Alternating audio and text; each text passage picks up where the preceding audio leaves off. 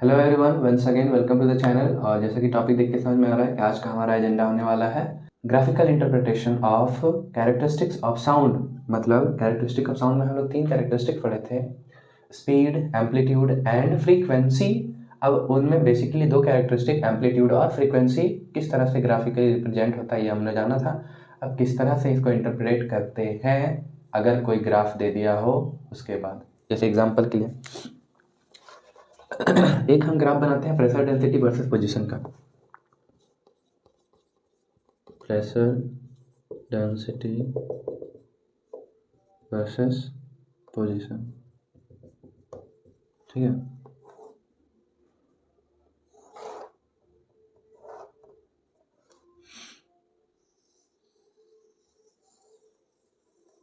ठीक है, यही ग्राफ है यही।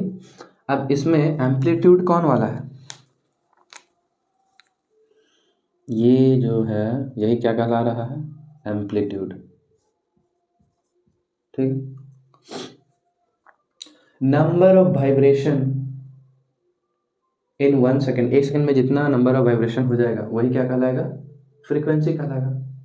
अब अगर मैं बोलूं कि इस ग्राफ में और इसके साथ एक और हम ग्राफ बना दें, ठीक है, एक और हम ग्राफ बना देते हैं सेम इसी में, ठीक है।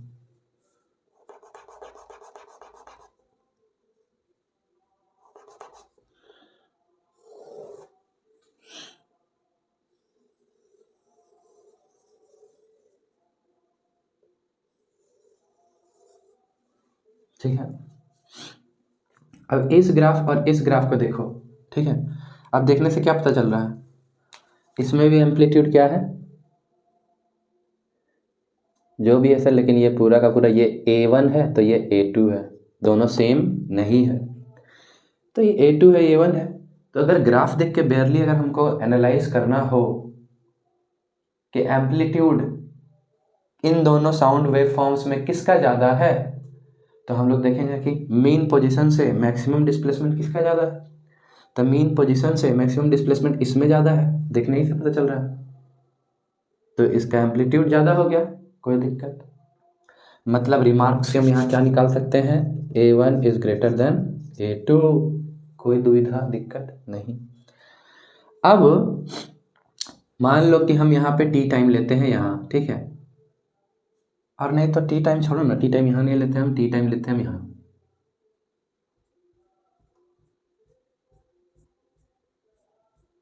ठीक है। अब टी टाइम में देखो इसमें कितना ऑसिलेशन हो रहा है और इसमें कितना ऑसिलेशन हो रहा है। मान लो यहाँ पे टी है, स्मॉल टी, ये स्मॉल टी टाइम है, लेकिन ये एक्सिस किसका है? T time. ये एक्सिस तुम्हारा पोजीशन वाला है,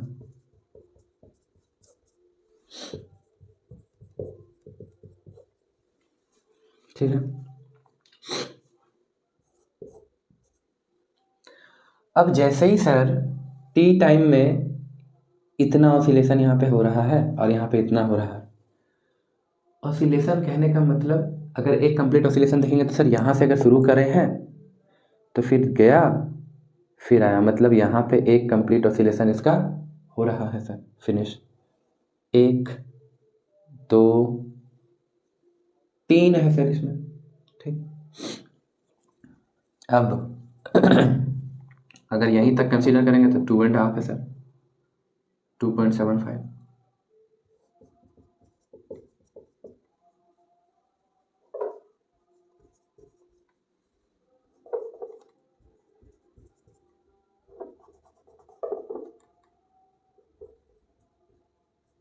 उसी तरह अगर हम इसको देखें तो यहाँ पे क्या है सर? 1 2 3 4.5। तो सर यहाँ पे तो फ्रीक्वेंसी क्या है? 4.5 है। क्या माने हैं कि 1 सेकेंड यहाँ पे हो रहा है, ऐसा मान रहे हैं कि 1 सेकेंड में यहाँ तक पहुंचा, 1 सेकेंड में उतना दूरी वो पहुंचा, ठीक है।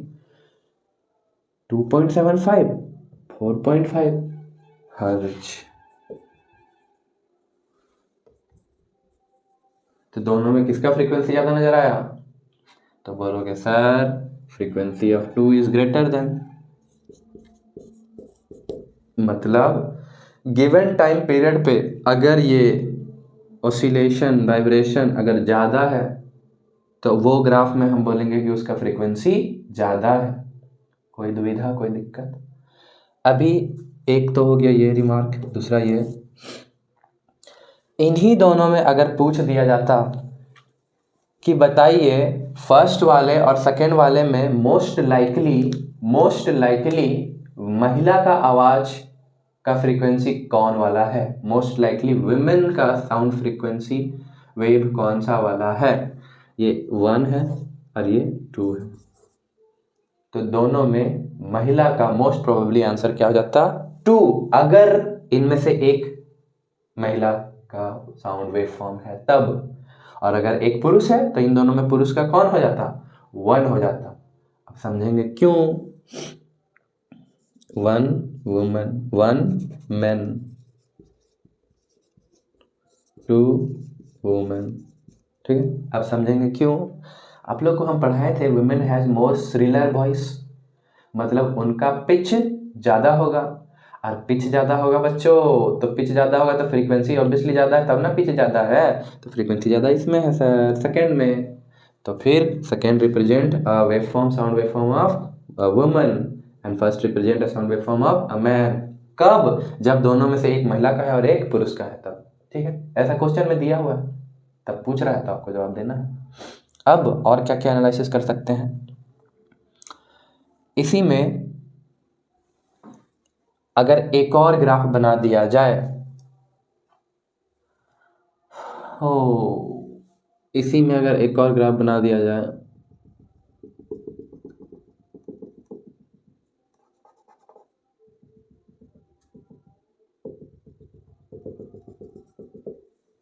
अब ये दोनों में पूछता कि किसका एम्पलीट्यूड ज़्यादा है, इसका कि ये डॉटेड लाइन वाले का, तो क्या बोलते कि सर ये डॉटेड लाइन वाला ऑब्वियसली ऊंचा जा रहा है तो उसका एम्पलीट्यूड ज़्यादा होता, ठीक है।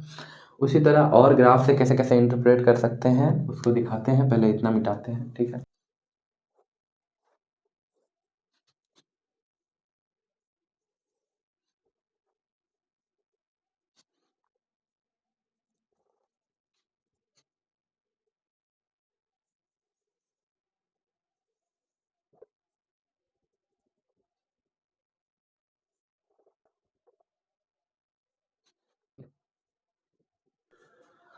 अगेन ये दोनों ग्राफ है, वेव फॉर्म है।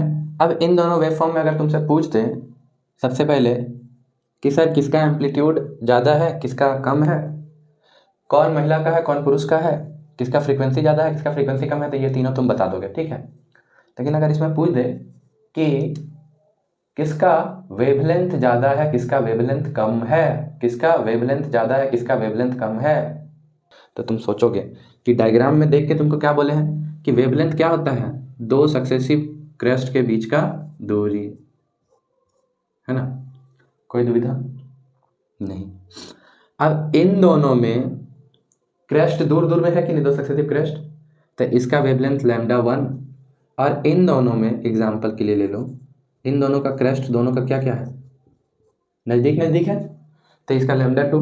दोनों में देखने से क्या पता चल रहा है कौन बड़ा है, λ1 या λ2, तो कहोगे सर λ1 ऑब्वियसली ग्रेटर है, तो बोलोगे λ1 इज ग्रेटर देन λ2।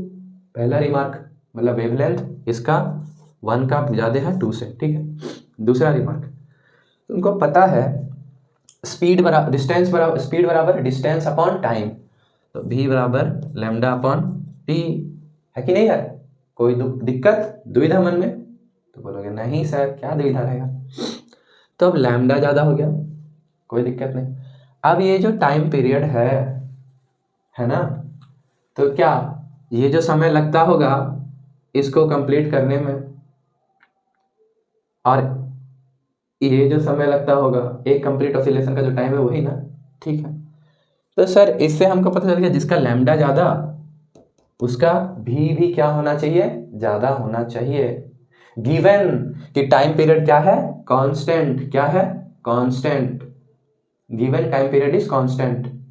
लेकिन अब अगर टाइम पीरियड कांस्टेंट में नहीं है तो हम नहीं निकाल पाएंगे कि किसका वेलोसिटी ज़्यादा है अनलेस हमको कुछ और इन्फॉर्मेशन दिया रहे। ठीक है, अभी समझो कैसे। इससे तो हमको पता चल गया लैम्डा वन ज़्यादा है तो भी ज़्यादा होना चाहिए लैम्डा वन के लिए।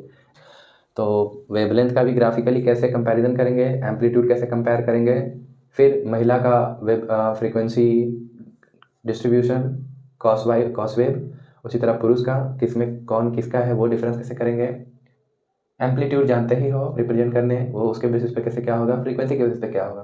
तो आज के इस वीडियो पे इतना ही। Till then bye bye, take care and keep supporting.